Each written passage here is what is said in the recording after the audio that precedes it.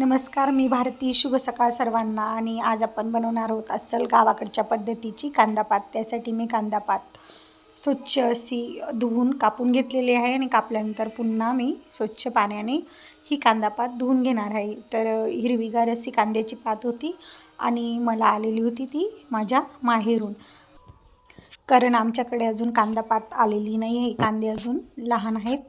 तर ही लाल कांद्याची कांदापात आहे. पावसाळी कांदे असतात ते लाल, त्या कांद्यांची पात आहे. ही पात छान चवीला लागते. आणि मी पात सर्व धुवून घेतलेली आहे आणि कुकरमध्ये टाकून पाणी घालून शिट्टी करून घेणार आहे. कुकरला मी या कांदापातीच्या 2 शिट्ट्या करून घेणार आहे. आणि जोपर्यंत आपल्या कुकरला कांदापात शिजते तोपर्यंत मी साहित्य घेतलं आहे. जिरे घेतलं आहे, हिरव्या मिरच्या घेतल्या आहे कापून घेतलेल्या, लसूण पाकळ्या घेतल्या 7-8 आणि शेंगदाणे घेतले आणि पाणी घालून घेतलं आणि असं वाटत तयार करून घेतलं. तोपर्यंत आपली कांदापात ही शिजून तयार झालेली आहे. आता कांदापात मी कुकरमधून पूर्ण कुकरची वाफ काढून घेतली आणि कुकरमधून डायरेक्ट एका चाळणी खाली कढई ठेवली आणि वरून चाळणी ठेवून पाणी निथळून घेत आहे या कांदापातीमधील. आणि आपण आता गॅसवर फोडणी देणार आहोत कांदापातीला. तर त्यासाठी मी गॅसवर कढई गरम करत ठेवली आणि तेल घालून जिरे तडतडून घेतले. जिरे व्यवस्थित तडतडल्यानंतर जे आपण वाटण तयार केलेलं होतं मिक्सरच्या भांड्यातील ते ओतून दिलं आहे. आणि मिक्सरच्या भांड्यातील हे वाटण आपण 2 मिनिटांसाठी असं पूर्ण शिजवून घेतलं तेलामध्ये. आणि वरून उमटून घेतलेली पूर्ण पाणी निथळून घेतलेली भाजी आपण टाकून घेतली आणि मसाले भाजी व्यवस्थित अशी एकजीव होईल अशी चाळून घेतली.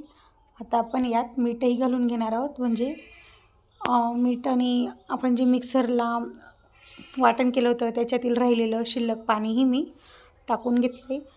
सर्व पाणी टाकून घेतलं ना आपल्या अंदाजाप्रमाणे आपल्याला किती रस्सा लागेल तेवढंच पाणी घातलं आहे मी आणि मीठ घालून घेतलं आणि ही भाजी चाळून घेतली. व्यवस्थित अशी परतून घ्यायची शिजवून घेतलेली भाजी, त्यामुळे जास्त पाणी घालण्याची गरज नसते. शिजवण्यासाठी 4-5 मिनटं फक्त ही भाजी मंद आचेवर गदगदून घेतली, म्हणजे शिजवून घेतली. आणि बाजरीच्या भाकरींबरोबर कांदापातीची भाजी आणि बाजरीच्या भाकरी खूप छान चवीला लागतात आणि मी त्यासाठीच आता करते भाकरी.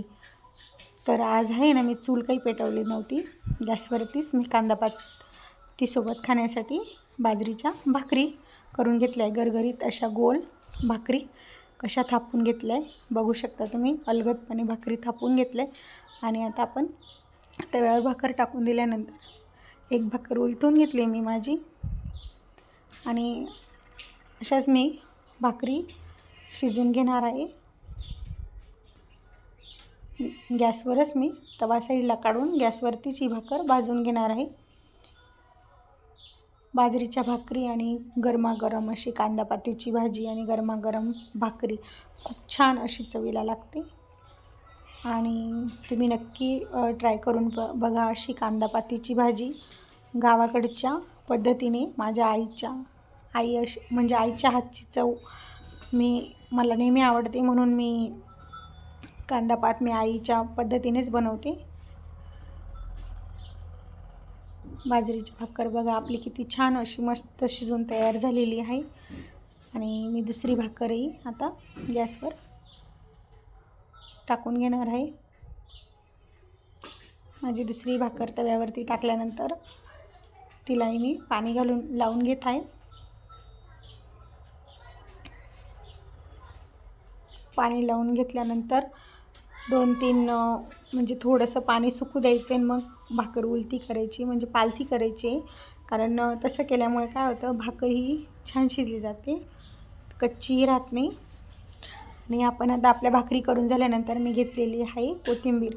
ही कोथिंबीर हायब्रिड होती झाड पानांची. तर ही कोथिंबीर मी चिरून घेतली आणि स्वच्छ पाण्याने धुवून पाणी निथळून घेतलं आणि एका परातीत ओतून घेतली. आपण याचे बनवणार आहोत कोथिंबीरच्या वड्या. तर त्यातील बरीच झाड पानांची कोथिंबीर होती आणि हिरव्या मिरच्या लसूण यांच्यासोबत वाटण्यासाठी थोडी कोथिंबीरही घातली आणि जिरे घालून घेते मी आता. हिरव्या मिरच्या लसूण आपलं आधीच मिक्सरच्या भांड्यामध्ये टाकून झालेलं आहे.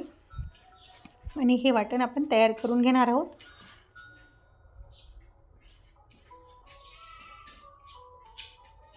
बाजरीचं पीठ घेतलं आहे मी 1 वाटी गव्हाचं पीठ आणि 1 वाटीभर मी हरभरा डाळीचं पीठ घेतलं आहे आणि ते मी कोथिंबिरीवरती टाकून घेतलं आहे. तर आणि हे वाटण तयार झाल्यानंतर आपण वाटण आणि हा गोळा व्यवस्थित असा वाटण तयार झालं आहे. मी मिक्सरला दळून घेतलं आहे पाणी न घालता. आणि आता आपण मिक्सरच्या भांड्यामध्ये थोडंसं पाणी घालून घेणार आहोत आणि हे वाटण या कोथिंबिरीच्या चिरलेल्या कोथिंबीरमध्ये घालून घेणार आहोत.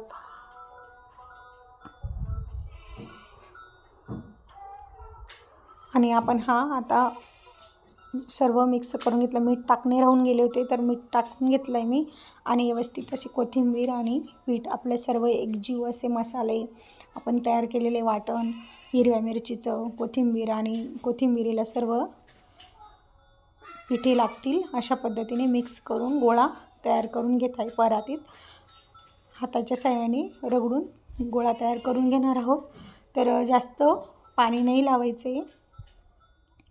अशा पद्धतीने मी कोथिंबीर वडी तयार करण्यासाठी गोळा मळून घेणार आहे.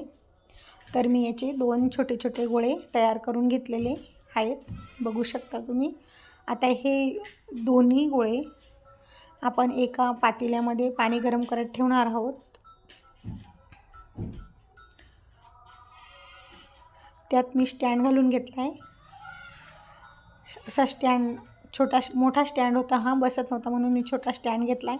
खाली पाणी घालून घेतलं आहे आणि वरून मी एका ताटलीला तेल लावून घेतलं आहे. तुम्ही डबा असेल हवाबंद तर डब्यातही ठेवू शकतात, परंतु माझ्याकडे डबा नव्हता म्हणून दोन्ही गोळे मावतील एवढा डबाही नव्हता. आणि ह्या वडींच्या गोळ्यांनाही मी तेल लावून घेतलं.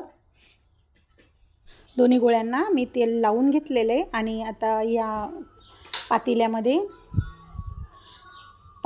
आपण हे वाफवून घेणार आहोत गरम पाणी करून. पण काय झालं ना मंडळी, हे गोळे मी वाफवून तर घेतले 20 मिनिटांसाठी गरम पाण्यामध्ये, परंतु काय झालं ना, तर हे गोळे वाफवल्यानंतर कट करून खाण्याचं काम हे माझ्या मुलींनीच करून घेतलं.